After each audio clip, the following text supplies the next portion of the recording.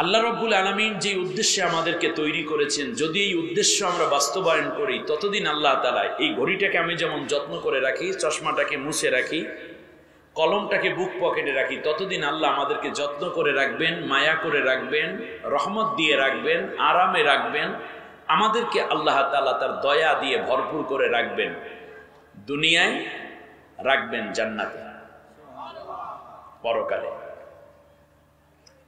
কিন্তু যদি উদ্দেশ্য বাস্তবায়নে ব্যর্থ হই, তাহলে আল্লাহ তাআলা আমাদের ছোট্ট কলমটাকে যেমন আমরা ফেলে দেই, ঘড়িটাকে ফেলে দেই, এই এটা ঘরে রাখছিস কেন, লেখে না টেকে না, যা, ঠিক তেমনই আল্লাহ রাব্বুল আলামিন আমাদেরকে একইভাবে ফেলে দেবেন গজবের মধ্যে, লাআনতের মধ্যে।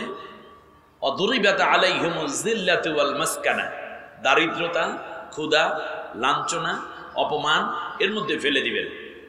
আর পরকালে আমাদের জন্য বানানো একটা ডাস্টবিন আছে, ওইটার নাম কি? জাহান্নাম। এখন আমাদের জানা দরকার যে আল্লাহ তাআলা আপনি আমাদেরকে কেন তৈরি করেছেন। আমরা যখনই আল্লাহর কাছে জানতে চাই, রব্বুল আলামিন আপনি আমাদেরকে কেন তৈরি করেছেন, এত সুন্দর করে, এত মায়া করে, কি সুন্দর দুটি চক্ষু দিলেন,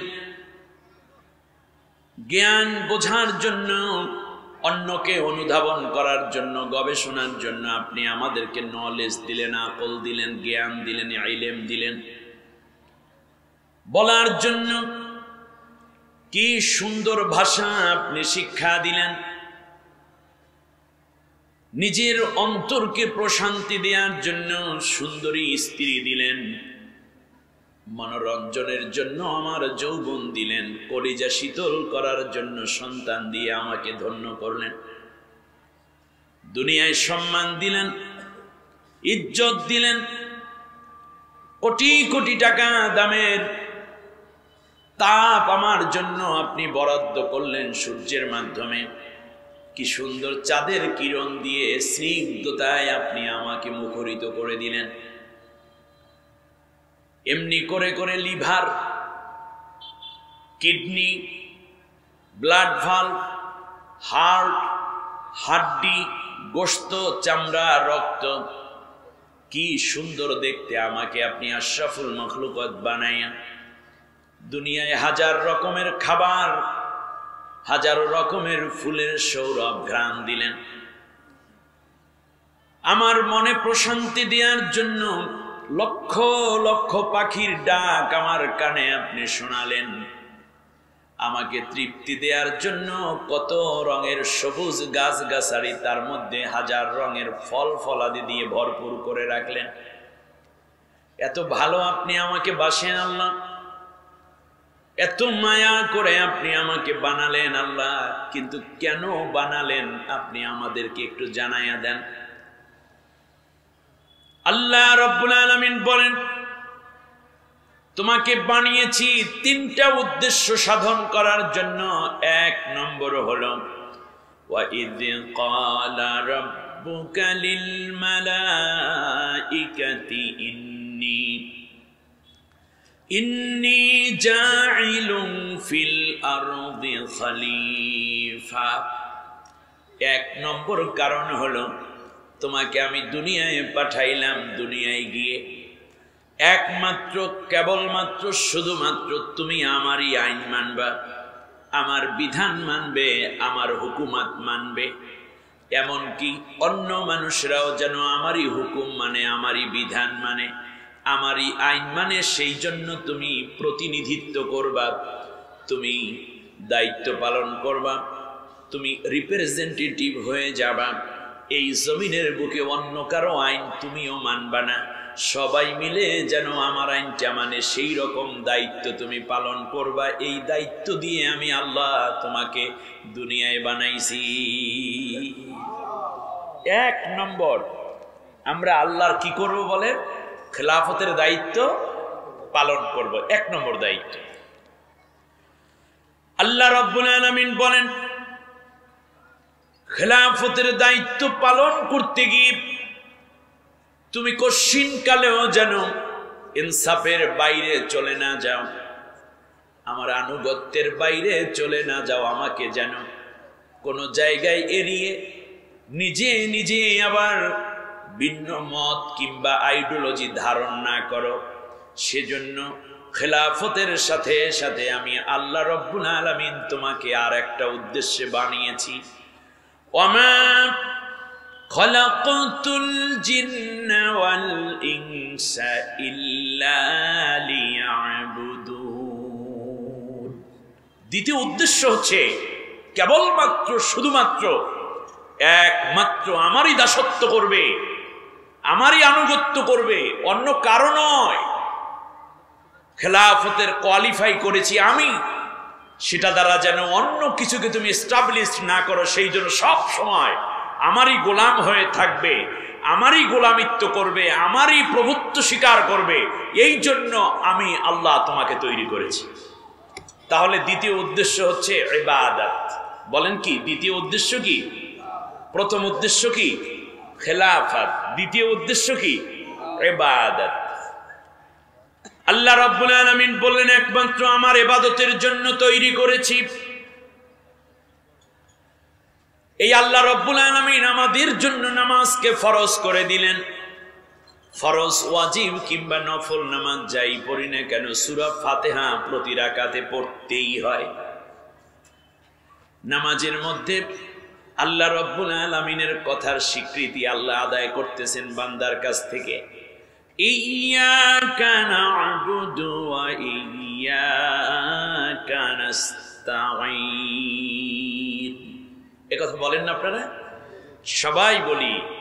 আল্লাহ বললেন কেবলমাত্র আমারই ইবাদতের উদ্দেশ্যে তৈরি করেছি। নামাজের মধ্যে আমরা বলি আল্লাহ আমরা কেবল তোমারই ইবাদত করি। সুবহানাল্লাহ। একমাত্র আমার ইবাদতের জন্য তৈরি করেছি আর বলছি কেবলমাত্র তোমারই ইবাদত করি। তাহলে আল্লাহ যা চাইলেন বান্দা ঠিক সেই স্বীকৃতিটা দিলেন। আল্লাহ এখন বেজার না খুশি? আর একটু জোরে বলেন না।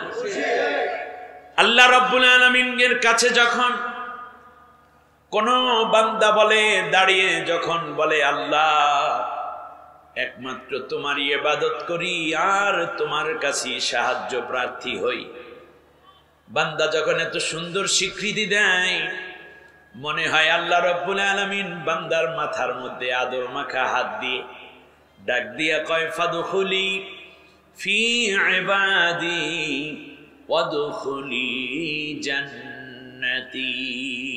বান্দা তুই আমার ইবাদতের মধ্যে আয় আর আমার জান্নাতের মধ্যে প্রবেশ করতে থাক। সুবহানাল্লাহ। কয়টা গেল? দুইটা। প্রথমটা কি বলেন? খেলাফত। আরো জোরে বলতে হবে। দ্বিতীয়টা কি? ইবাদত। আল্লাহ রাব্বুল আলামিন তৃতীয় উদ্দেশ্যটা গোটা মানব জাতির সারা জীবন জুড়ে মোরাল দায়িত্ব হিসাবে, ডিউটি হিসাবে দিয়ে বললেন আল্লাযী খালাকাল মাউতা ওয়াল হায়াতা লিয়াবলুয়াকুম আইয়ুকুম আহসানু আমালা। আমি আল্লাহ এই খেলাফতের দায়িত্ব পালন আর ইবাদতের মধ্যে দিয়ে আমি আল্লাহ কিন্তু তোমাকে ভুলে যাইনি, একটি বাইন্ডিংসের মধ্যে রেখেছি। একদিন তোমার মৃত্যু হবে, একদিন তোমার জীবন দিয়ে আমি আল্লাহ তৈরি করলাম। এই মৃত্যুটা যে হবে, আমি আল্লাহ জীবন এবং মৃত্যুর মাঝখানে পরীক্ষা করে নিতে চাই। তোমাদের মধ্যে কর্ম সম্পাদনের ক্ষেত্রে সবচেয়ে বেশি নেক কাজ কে কে করো, আমি আল্লাহ তাদেরকে পরীক্ষা করে নিতে চাই। সুবহানাল্লাহ। আহসানু আমালা। আমরা যে কাজই করি না কেন আশা করে আহসান করব। হুসনুনের তাফজিল হলো আহসান। সবচেয়ে ভালো কাজ কে করো? অনেক কাজ আছে সমাজে, তার মধ্যে আমরা সবচেয়ে ভালো কাজটি করব, ভালো করে করব। সুবহানাল্লাহ বলেন। এই যে দেখেন এত সুন্দর প্যান্ডেল, মানে মন জুড়িয়ে যাওয়ার মতো, এত সুন্দর আয়োজন, এবং আপনারা এত সুন্দর শ্রোতা, এত ভদ্র শ্রোতা, আবার ঠিক পাশাপাশি যারা এই সুন্দর অ্যারেঞ্জমেন্টে আছে তারাও কত নিপুণ কাজ করার চেষ্টা করছে। এটা হলো আহসানু আমালা। আল্লাহ বলছেন আকসারু আমালা বলেন নাই, আল্লাহ বলছেন আহসানু আমালা। আপনি কত বেশি কাজ করলেন এটা আল্লাহর দেখার বিষয় নয়, বরং কাজটা কত সুন্দর করে করলেন এইটা আল্লাহর দেখার বিষয়। আপনি মোষ যখন কাটবেন তখনও মোষটা সুন্দর করে কাটেন, যখন কথা বলবেন তখন নিজে চেষ্টা করবেন সবচেয়ে ভালোভাবে কথাটি বলার। আপনি যখন জামাটি পরবেন তখনও সুন্দর করে জামাটি পরার চেষ্টা করুন। আপনি যখন এই যে ক্যামেরাম্যান, এই শত ক্যামেরা হাজির হয়ে যাবে, হয়তো আরও বেশি হয়ে যাবে, আপনারা যখন এডিট করবেন তখন কালার কম্বিনেশন, তারপরে এর মধ্যে সাউন্ড কোয়ালিটি ইত্যাদি ইত্যাদি দিয়ে কত ভালো করা যায়। যে যত বেশি ভালো করবে আল্লাহর কাছে সে তত বেশি ভালো বান্দা। তাহলে যে কোনো কাজ করা নেই, বরং ভালো কাজটি সুন্দর করে সম্পন্ন করতে হবে। বলেন, ভালো কাজটি সুন্দর করে করতে হবে। তিনটি বিষয় আলোচনা করা তো আমার পক্ষে সম্ভব হবে না, আজকে আমি একটি বিষয়ে আলোচনা করি শুধু। আচ্ছা, কোনো একটা জিনিস তৈরি করা হচ্ছে কেন, এই ডিসিশন কখন তৈরি হয়? জিনিসটি তৈরি করার পরে নাকি তৈরি করার আগে? যিনি তৈরি করবেন তিনি প্ল্যান করে সেই আলোকে তৈরি করেন। এটা কি তৈরি করার পরে না আগে? রাইট। তৈরি করার আগে যেই প্ল্যানটি করা হয় ওই আলোকই মূল কাজটিকে সম্পন্ন করা হয়। যেমন এখানে যখন একটা খুঁটি মাত্র গাড়তেছে, এই যে প্লেয়ার খুঁটিগুলো আছে না, বাঁশের খুঁটি, মাত্র একটা গর্ত করছে, তখনই সভাপতি সাহেব এখানে উপস্থিত জিজ্ঞেস করছে, স্যার কি খবর? বলল যে মাহফিল করাবো তো এই জন্য এখানে যেখানে খুঁটি গাড়তেছি এখানে স্টেজ হবে। আপনারা বলেন তো দেখি, কোথায় স্টেজ, কোথায় তক্তা, কোথায় বাঁশ? কিচ্ছু নাই। কিন্তু খুঁটিটা গর্ত করতেছে মাত্র, এখন একটা বাঁশও গাড়া হলো না, পোতা হলো না, অথচ তিনি বলছেন এখানে কি হবে? স্টেজ হবে। তাহলে বোঝা যায় পুরো স্টেজের স্বপ্ন তার ব্রেইনের ভিতরে চলে আসছে। তাহলে মূল উদ্দেশ্য যেটা, সেটা হচ্ছে তৈরি করার আগে যেই কথাটা বলা হয় ওইটাই হলো সৃষ্টির একেবারে মোরাল এবং সবচেয়ে বেশি গুরুত্বপূর্ণ কাজ। এখনো পর্যন্ত পৃথিবীতে কাউকে পাঠাননি আল্লাহ তাআলা, এখনো পর্যন্ত আদম তৈরিও হয় নাই। সুবহানাল্লাহ। আমরা তো আদম এবং হাওয়া আলাইহিস সালাম থেকে পৃথিবীতে আসছি নাকি? আল্লাহ রাব্বুল আলামিন ফেরেশতাদেরকে ডাক দিলেন, আমার সাথে পড়েন, আউযু বিল্লাহি মিনাশ শাইতানির রাজীম, বিসমিল্লাহির রাহমানির রাহিম। বিতাড়িত অভিশপ্ত শয়তানের ওয়াসওয়াসা থেকে আল্লাহর আশ্রয় চাই। কার আশ্রয়? না আরো জোরে বলতে হবে? আমাদের আশ্রয়দাতা কে? আমেরিকা, ব্রিটেন, ফ্রান্স, রাশিয়া, চীন, ভারত, পাকিস্তান? না, আমাদের একমাত্র আশ্রয়দাতা কে? আরো জোরে বলতে হবে, আল্লাহ। বিগত 18টা বছর একটি স্বৈর শাসনের জাতাকলে এই জাতি পিষ্ট হচ্ছিল। একটা পর্যায়ে রাজাকার বলা শুরু করলো তারা, মানবতা বিরোধী অপরাধী বলে বিভিন্ন জনকে পীড়ন দেয়া শুরু করলো। স্বাধীনতার পরে জন্ম নেয়া হিন্দু, বৌদ্ধ, খ্রিস্টিয়ান, বামপন্থী, রামপন্থী, ডানপন্থী, বিএনপি, জামাত, হেফাজত, তবলিগ, কওমি, আলিয়া, এমনকি আপনাদের এই বাড়ির কাছে দোকানদারও, রিক্সাওয়ালা, ভ্যানওয়ালাও যদি তাদের বিরুদ্ধে একটা কথাও বলতো, একটা গালি দিত, এটা হইল পাকিস্তানের দালাল। ঠিক না? এইরকম একটা গালি অনেকে শুনেছেন না? কোন দেশের দালাল? পাকিস্তানের দালাল। বেশ ভালো কথা, কিচ্ছু বলতাম না। আচ্ছা, মিথ্যা মামলা দিল, ঘর বাড়িতে হামলা করলো, জায়গা জমি লুটপাট করলো, ব্যবসা বাণিজ্য করতে দিল না, ঘর বাড়িতে থাকতে দিল না, ধরে নিয়ে গেল, রিমান্ডে পিটাইয়া গোশত থেকে হাড্ডি আলাদা করে ফেললো, নখগুলো টেনে টেনে তুলে ফেলেছে, পা ভেঙে ফেলেছে, কারেন্ট শক দিয়ে যৌবন শক্তিকে শেষ করে দিয়েছে। আপনারা কি ভুলে গেছেন এই কথাগুলো? এরপরে ক্রস ফায়ার দিল, আয়না ঘরের মধ্যে পৃথিবীর সবচেয়ে জঘন্যতম শাস্তি তারা দিল, এমনকি ফাঁসি পর্যন্ত দিল। আপনারা বলেন, কোন লোক বিরোধী দলীয় যারা ছিল ওই দল ব্যতীত কোন লোক কি পাকিস্তানে পালাইয়া গেছে? পাকিস্তানের কাছে আশ্রয় চেয়েছে? তাহলে বোঝা যায় বাংলাদেশে পাকিস্তানের কোনো দালাল নাই। এ কথা স্পষ্ট কিনা? কিন্তু ভারতের দালাল বাংলাদেশে আছে। বুঝলেন কেমনে? এর মানে বাংলাদেশকে পুঁজি করে দেশপ্রেমিকদেরকে হত্যা করে, বয়কট করে, ব্যান করে, তারা ভারতের পূর্ণ দালালি করে বাংলাদেশকে সিকিম বানানোর জন্য পূর্ণ প্রস্তুতি নিয়েছিল। আর বাংলাদেশের স্বাধীনতাকামীদের জীবন এবং রক্তের বিনিময়, তরুণ সমাজের তীব্র প্রতিবাদে এবং বিদ্রোহের কারণে তারা দাদার দেশ, দালালদের যেখানে ছিল সেই দেশে গিয়ে আশ্রয় নিয়েছে। 16ই ডিসেম্বর নরেন্দ্র মোদী সাহেব, দাদাজি আপনি স্ট্যাটাস দিলেন বাংলাদেশের স্বাধীনতায় বাঙালিদের অবদান নেই। এই স্বাধীনতা বাংলাদেশের নাই, স্বাধীনতা ভারতের। এত বড় বেয়াদবি এবং দুঃসাহস আপনাকে কে শিখিয়েছে? 30 লক্ষ মানুষের জীবন, লক্ষ লক্ষ নারীর যৌবন এবং বাংলাদেশের মুক্তিযুদ্ধ, স্বাধীনতার যুদ্ধের বিশাল ইতিহাস আপনি নিয়ে যাচ্ছেন কোন লোভে? এর দ্বারা বোঝা যাচ্ছে স্বাধীনতার পর থেকে নিয়ে এই পর্যন্ত যতগুলো সরকার এসেছে তার বেশিরভাগ সরকার ওদের ইশারায় এই দেশে হয়েছে এবং শাসন করেছে, আর তাদেরকে তোষণ করে করে তাদের দালালি করেছে। যেই সরকার তার বিরোধিতা করেছে, বাংলাদেশকে সত্যিকার ভালোবেসেছে, সাথে সাথে তাদেরকে হয়তোবা পতন করেছে অথবা তাদেরকে হত্যা করেছে। স্বাধীনতার পরপরই বাংলাদেশের স্বাধীনতার স্থপতি বঙ্গবন্ধু শেখ মুজিবুর রহমান যখন লন্ডন থেকে বিমান থেকে নেমে যখন বললেন যে আপনার সৈন্যবাহিনী কবে নিয়ে যাবেন, তখন ইন্দিরা গান্ধী প্রচন্ড ক্ষোভ এবং ব্যথা পেয়েছেন বিধায় বঙ্গবন্ধুকে হত্যা করা হয়েছে।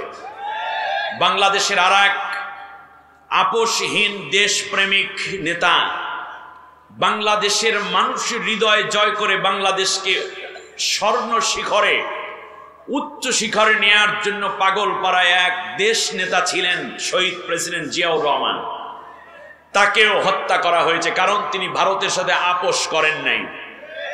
ঠিক তার পাশাপাশি বাংলাদেশের সেনাবাহিনী, চৌকস সেনাবাহিনী কশ্চিনকালেও ভারতের সাথে আপোষ করে নাই, যার কারণে পিলখানা হত্যাকাণ্ডে আমার দেশের শ্রেষ্ঠ সেনাবাহিনীকে হত্যা করা হয়েছে। বাংলাদেশে পরবর্তীতে বাংলাদেশ জামাত ইসলামী ভারতের সাথে আজও পর্যন্ত কোনো আতাত করে নাই বিধায়ী মাওলানা মতিউর রহমান নিজামী জামাত ইসলামীর বাংলাদেশের সাবেক আমির, আলী আহসান মোহাম্মদ মুজাহিদ, সেখান থেকে ধরে কামারুজ্জামান, আব্দুল কাদের মোল্লা, মীর কাসিম আলী সহ সবাইকে ফাঁসির কাস্টে ঝোলানো হয়েছিল। তার কারণ এরা ভারতের দালালি করতে রাজি হয়নি। বীর চট্টলার সিংহপুরুষ সালাউদ্দিন কাদের চৌধুরী, যেখান দিয়ে ওরা ঢুকবে সেই সীমান্ত পাহারার সিংহের মতো নির্ঘুম এক অতন্ত্র প্রহরীর নাম সালাউদ্দিন কাদের চৌধুরী।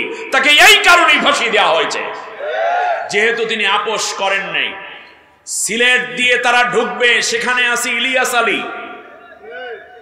আমার কথা কি আপনাদের কানে ধরতেছে? সুতরাং এমনি করে করে বাংলাদেশের বর্তমান যে ছাত্র আন্দোলন হয়েছে, এটা আমেরিকার সাজানো আন্দোলন নয়, চীনের সাজানো আন্দোলন নয়, ভারতের র দ্বারা সাজানো আন্দোলন নয়। কিংবা রাশিয়ার কোন প্যাটার্নে সাজানো আন্দোলন নয়, পাকিস্তানের সাজানো কোনো আন্দোলন নয়, এমনকি এটা ইসরায়েলের মোসাদের কোনো আন্দোলন নয়। আমার দেশের তাওহীদপন্থী ছাত্ররা এবং দেশপ্রেমিক ছাত্র ছাত্রীরা দেশটাকে রক্ষা করার জন্য জীবন দিয়েছে, রক্ত দিয়েছে, শহীদ হয়েছে, পঙ্গু হয়েছে, অন্ধ হয়েছে। এখন এইটার ভিতরে আর নাক গলাইতে পারে না। এই জন্য ভারত পাগল হয়ে গেছে, বলছে আমরা স্বাধীন করেছি। এর মানে এখন আর স্বাধীনতা কিনতে পারবে না বিধায় তারা আমার আন্দোলন, আমার দেশের স্বাধীনতাকে তারা অর্জনের স্বীকৃতি জোর করে আদায় করতে চায়।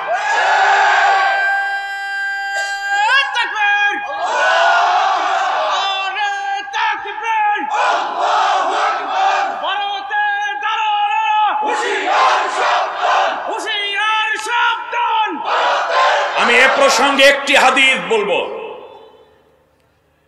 عن ثوبان مولى رسول الله صلى الله عليه وسلم قال قال رسول الله صلى الله عليه وسلم عصابتان من أمتي أحرجهما الله من النار عصابة تغزو الهند وعصابة تكون مع عيسى ابن مريم عليهما السلام। রাসূল সাল্লাল্লাহু আলাইহি ওয়াসাল্লামের প্রিয় সাহাবী সাওবান রাদিয়াল্লাহু তাআলা আনহু থেকে বর্ণিত, আল্লাহর রাসূল বলেছেন, দুই দল উম্মতকে আল্লাহ তাআলা জাহান্নামের আগুন থেকে স্বাধীন করে দিয়েছেন, তারা কোনোদিন জাহান্নামের আগুনে জ্বলবে না। সুবহানাল্লাহ বলেন। আপনারা কি ওই দুই দলের উম্মতের এক দল হলেও হতে চান কিনা? এক নম্বর হচ্ছে হিন্দুস্তানে একটি যুদ্ধ হবে, সেই যুদ্ধে যারা অংশ নেবে আল্লাহ রাব্বুল আলামিন তাদেরকে জাহান্নামের আগুন থেকে স্বাধীন করে দিয়েছেন। জাহান্নামের আগুন তাদের জন্য হারাম। আহরাজা আই হাররা, হাররা আই হাররামা। মুহাদ্দিসিন ইকরামের চমৎকার ব্যাখ্যা করেছেন, আপনারা একটু হাদিসটা দেখে নিন, খুব মশহুর হাদিস এটা। রাসূল সাল্লাল্লাহু আলাইহি ওয়াসাল্লাম কোনোদিন এই ভারতীয় উপমহাদেশে আসেননি, কিন্তু 1450 বছর আগে রাসূল সাল্লাল্লাহু আলাইহি ওয়াসাল্লাম যেটা বলেছেন এটাই সত্য হবে। আপনাদের কোনো কনফিউশন আছে? আপনাদের কোনো সন্দেহ আছে? নাই। এই যুদ্ধ হবে, নিশ্চিত হবে। আল্লাহ রাব্বুল আলামিন বলেছেন, ওয়ালা তাজিদান্না শাদ্দান নাসি আদাওয়াতান লিল্লাযিনা আমানুল ইয়াহুদা ওয়াল্লাযিনা আশরাকু। যারা পৃথিবীকে শিরক করে এবং যারা ইহুদি তারা মুসলমানদের জন্য চূড়ান্ত কঠোর। কোনো মায়া এদের হৃদয় নাই। যে মায়া থাকতো, প্রায় 700 বছর মুসলমানরা ভারত শাসন করেছে, একটি মন্দির তারা ভাঙে নাই। কোন মুসলমান মন্দির ভেঙেছে? ভাঙে নাই।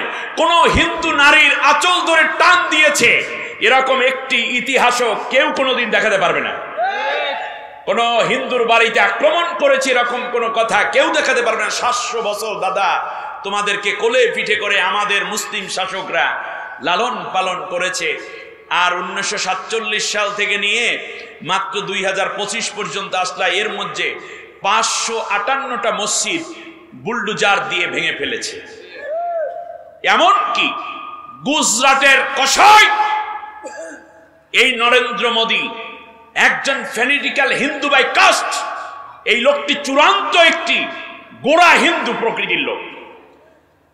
গুজরাটে মুসলমানদেরকে মসজিদ বাড়ির ভেতরে আটকিয়ে, ঘরের ভিতর আটকিয়ে, বাহির দিয়ে তালা লাগায় আগুন ধরিয়ে দিয়ে মুসলমানদেরকে পুড়িয়ে হত্যা করেছে, যার হাতে এখনো মুসলমানদের রক্ত।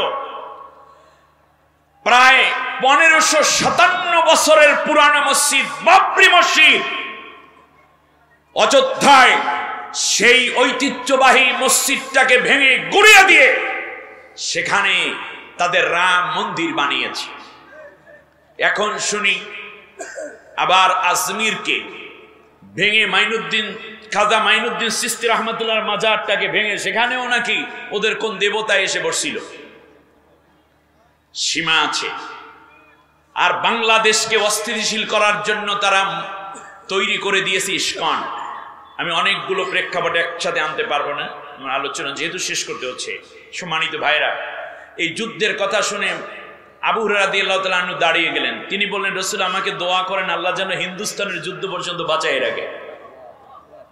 ওই যুদ্ধে যদি আল্লাহ আমাকে বাঁচিয়ে রাখেন তাহলে আমি, আমার স্ত্রী, আমার সন্তান, আমার উট, দুম্বা, বকরি, ভেড়া সবগুলো জানমাল দিয়ে আমি যুদ্ধের ময়দানে হাজির হয়ে যাব।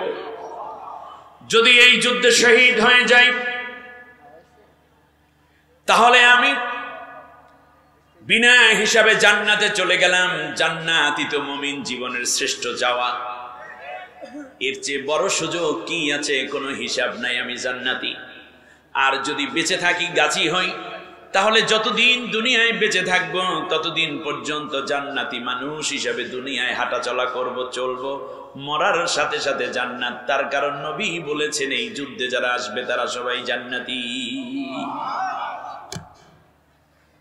সুতরাং এই জায়গাটি আমাদের স্পষ্ট হওয়া দরকার। যত যাই বলেন যুদ্ধ একটি হবে, আজ না হয় কাল, কিন্তু আমাদের প্রস্তুতি থাকা দরকার। এই ডিটেইল অন্য একদিন হয়তো আরো বলবো। এ ব্যাপারে আল্লাহ নবী সাল্লাল্লাহু আলাইহি ওয়াসাল্লাম ভারতে আসেন নাই, কিন্তু ভারত নিয়ে রাসূল সাল্লাল্লাহু আলাইহি ওয়াসাল্লাম মোট 37টা হাদিস বলেছেন।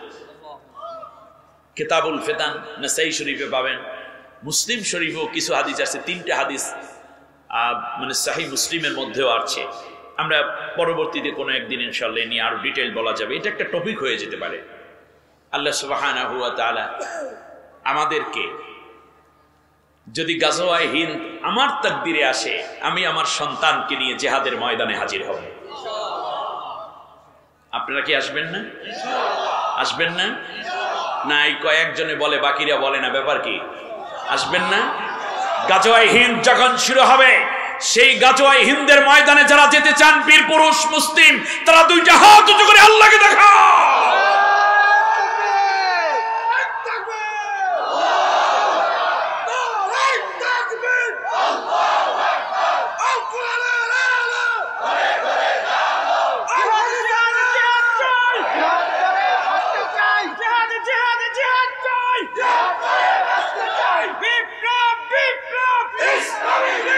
আল্লাহ কবুল করুন। এই হাদিসটি আমি আরেকটু সম্পন্ন করি। আল্লাহ রাসূল সাল্লাল্লাহু আলাইহি ওয়াসাল্লাম এই হাদিস বলতে গিয়ে হঠাৎ তিনি থেমে গেলেন। এরপর রাসূল সাল্লাল্লাহু আলাইহি ওয়াসাল্লাম কিছুক্ষণ কাঁদলেন। শুনতেছেন আপনারা আমার কথা? রাসূল সাল্লাল্লাহু আলাইহি ওয়াসাল্লামের পরেই তার চেহারা মোবারক আবার উঁচু করে সাহাবীদের দিকে তাকিয়ে একটা চমৎকার মুস্কি হাসি দিলেন। সাহাবীগণ আরজ করলো, ইয়া রাসূলুল্লাহ, এটা কেন করলেন? আল্লাহর নবী বললেন,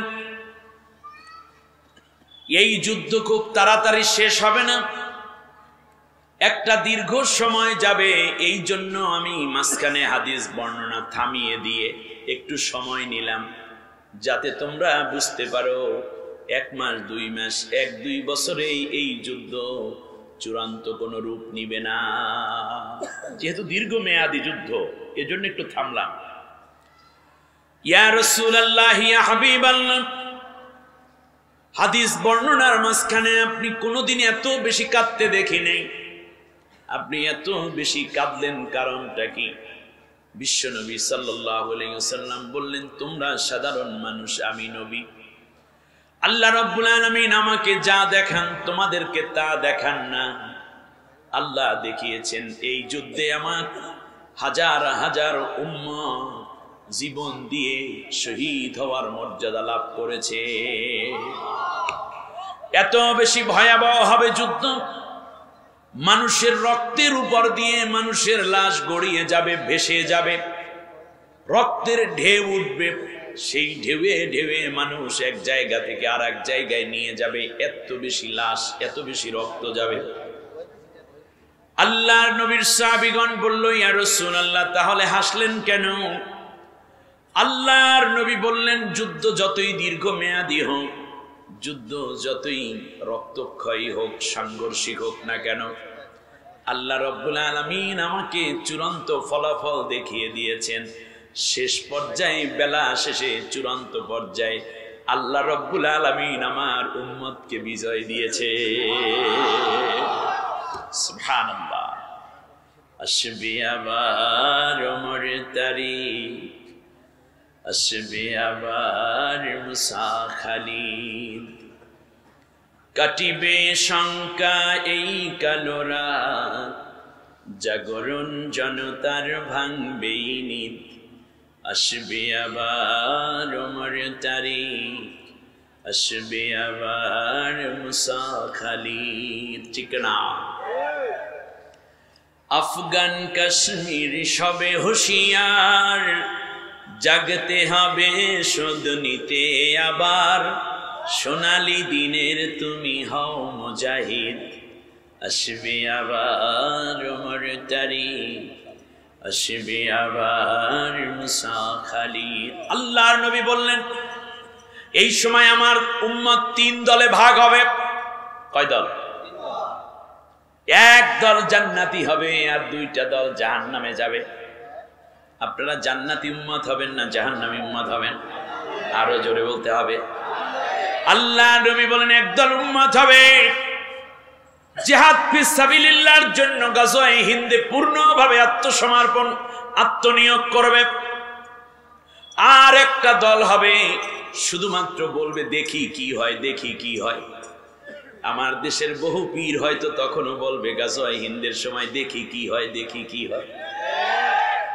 মসজিদের মধ্যে বসে মুরব্বীরা বলবে দেখি কি হয়, দেখি কি হয়।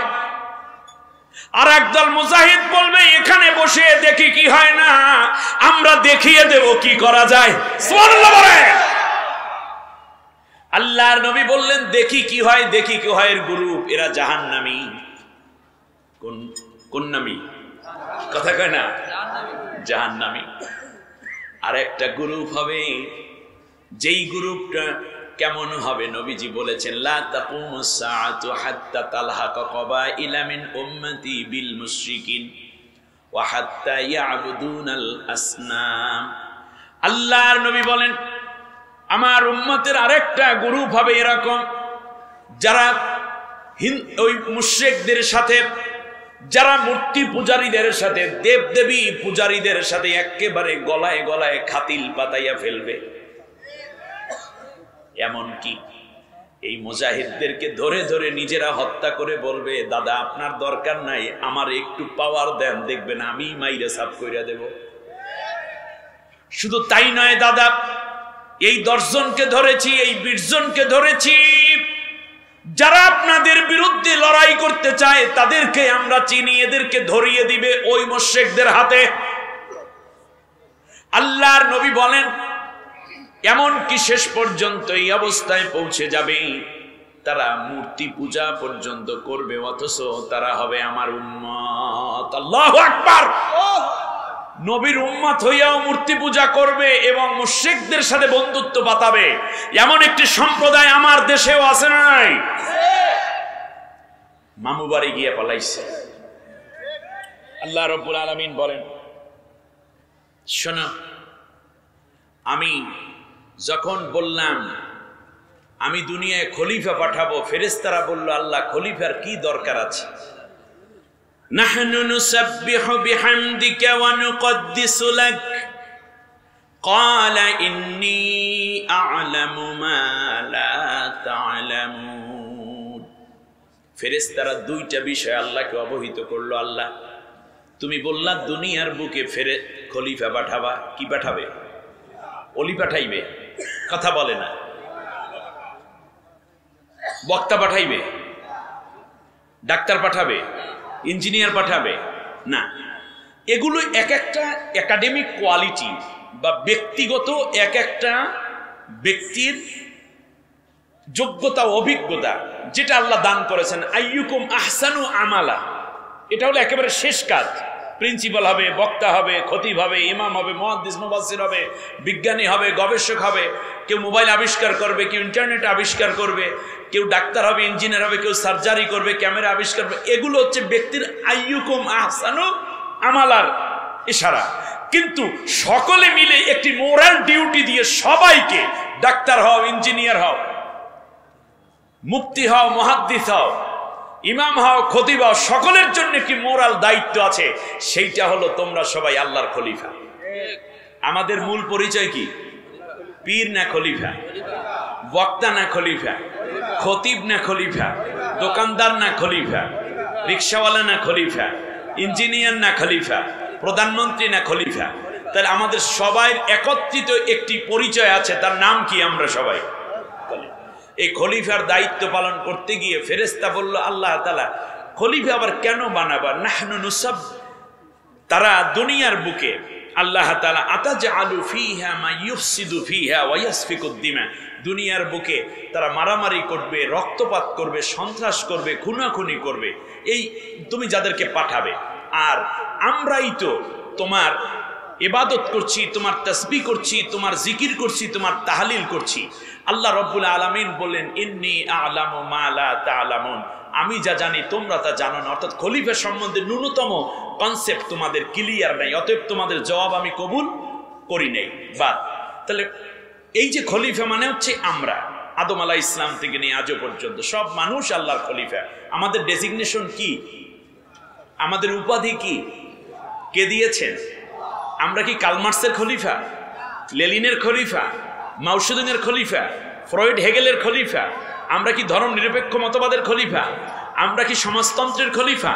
আমরা কি সংকীর্ণ জাতীয়তাবাদের খলিফা? নাকি আমরা আল্লাহর খলিফা এবং আল্লাহর বিধান কায়েম করাই আমাদের কাজ? ঠিক না বলেন? ক্লিয়ার কথা। কিন্তু এই খেলাফতের দায়িত্ব পালনের ক্ষেত্রে দুইটা বাধা হয়ে দাঁড়ালো। একটা হলো মারামারি, কাটাকাটি, খুন খারাপি যারা করে তারাও খেলাফতের দায়িত্ব পালন করে না।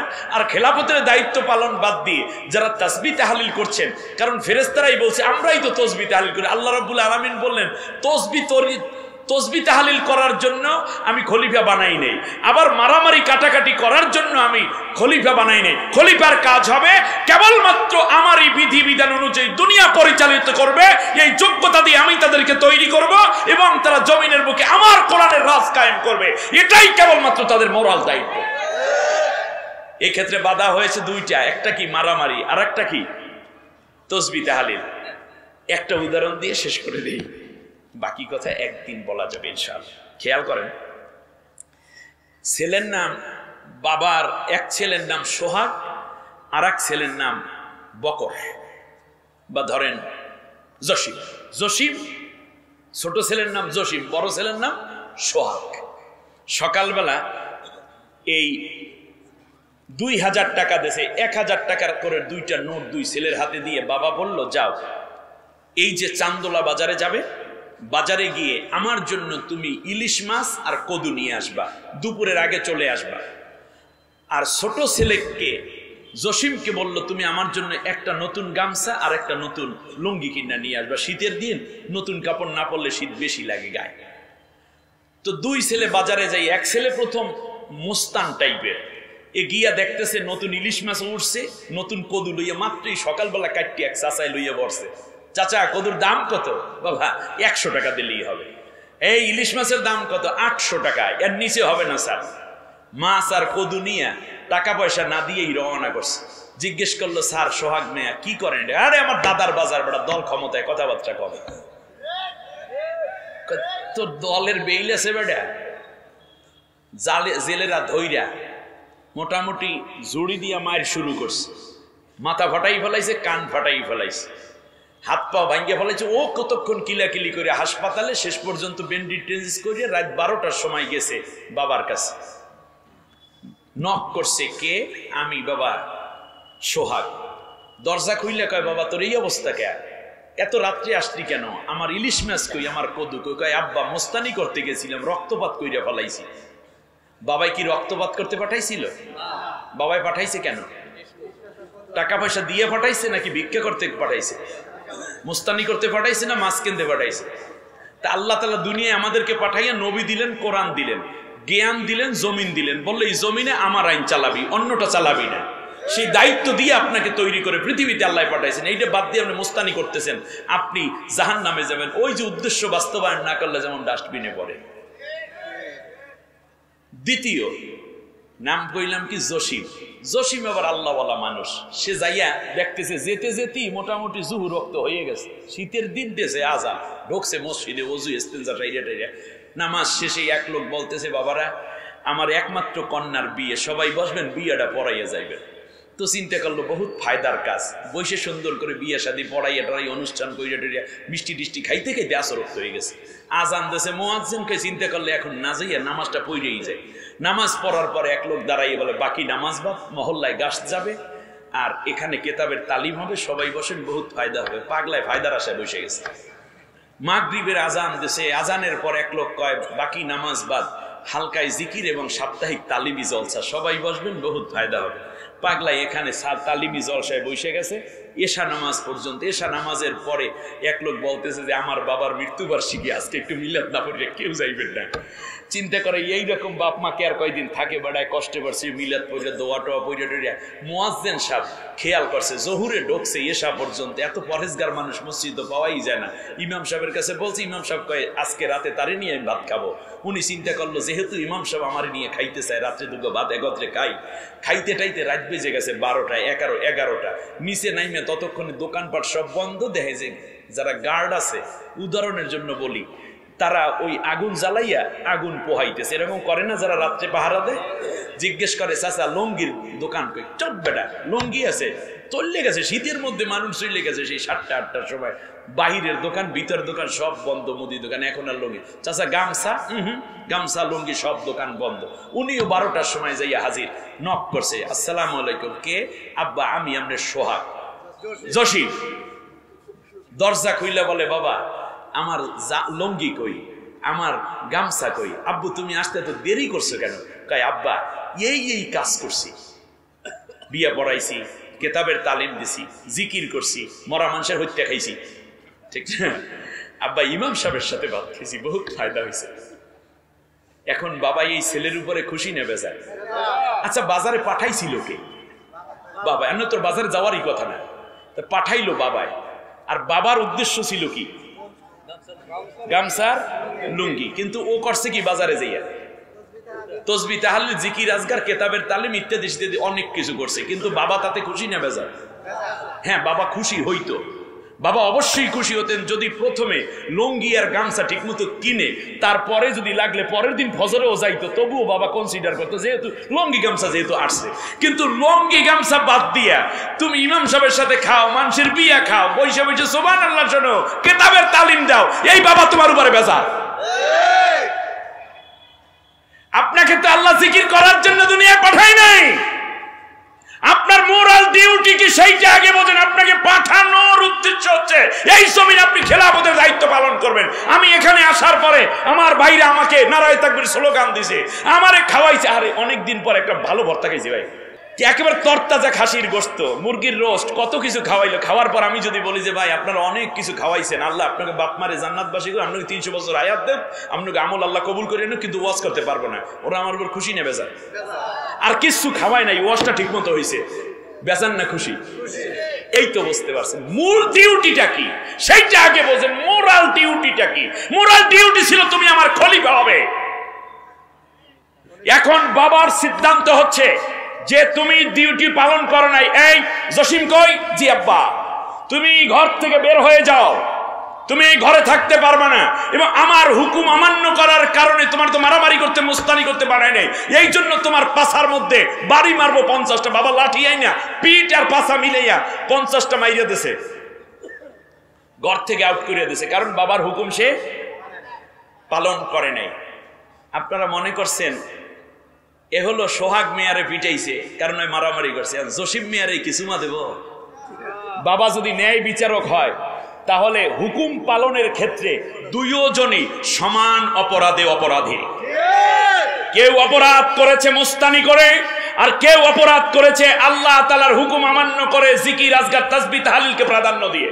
সুতরাং আপনাদেরকে আবার বলি, এ পৃথিবীতে যত নবী এসেছেন তারা সবাই খেলাফতের দায়িত্ব পালন করেছেন, আদম থেকে মুহাম্মদ সাল্লাল্লাহু আলাইহি ওয়াসাল্লাম পর্যন্ত। এই জন্য রাসূল সাল্লাল্লাহু আলাইহি ওয়াসাল্লাম 10 বছর আল্লাহর কোরআন দিয়ে রাষ্ট্র পরিচালনা করেছেন।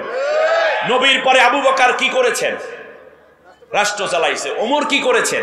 ওসমান কি করেছেন? আলী কি করেছেন? এবারে আসেন, এই তো গেল, এবার সামনের দিকে আবার আগান। আমরা জানি ইমাম মাহদী আলাইহিস সালাম পৃথিবীতে আসবেন। মাহদী আলাইহিস সালাম এসে কয়টা খানকা বানাইবে? আমার কথার জবাব দিতে হবে কুমিল্লাবাসী।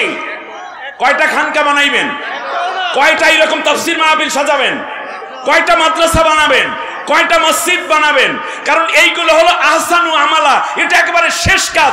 প্রথম কাজ হচ্ছে খেলাফত প্রতিষ্ঠিত হলে এইরকম মাহফিল, এরকম মসজিদ, এরকম মাদ্রাসা, এরকম খানকা কোটি কোটি তৈরি হতে পারবে। কিন্তু মূল ডিউটি বাদ দিয়ে আপনার খানকা বানাইতে বলছে কে? আপনাকে এইরকম মসজিদের বড় বড় বহর বানাতে কে বলেছে? যেহেতু বানাইয়া ফেলাইছি, এখন ভাঙবো না, ওখান থেকে একামতে দ্বীনের জন্য খেলাফত প্রতিষ্ঠার আন্দোলনের ডাক দিতে হবে। যেই পীর খেলাফত আন্দোলন ডাক দেবে, যেই পীর একামতে দ্বীনের কাজ করবে, সেই পীরের হাতে মুরিদ হব। এবারে আসেন, ঈসা আলাইহিস সালাম পৃথিবীতে আসবেন, তিনি একজন নবী। তিনি এসে কি করবেন? কি করবেন? জিকির আজগারের জন্য লোকদেরকে ডাকবেন? বিশ্ব ইজতেমার মাঠে এসে তিনি একটা বড় বক্তব্য দিবেন? নাকি কি করবেন? তাহলে বোঝা যায় আগের নবীরা যা করেছেন, সাহাবীরা করেছেন, সামনে পরে যা আসবে তারাও এই কাজই করে। আর এইটাই হচ্ছে মূলত মানব সৃষ্টির মূল উদ্দেশ্য। আল্লাহ আমাদের সবাইকে বাকি দুটি কথা শোনার জন্য কোনো এক মজলিসে আবার জড়ো হওয়ার তৌফিক দান করুন।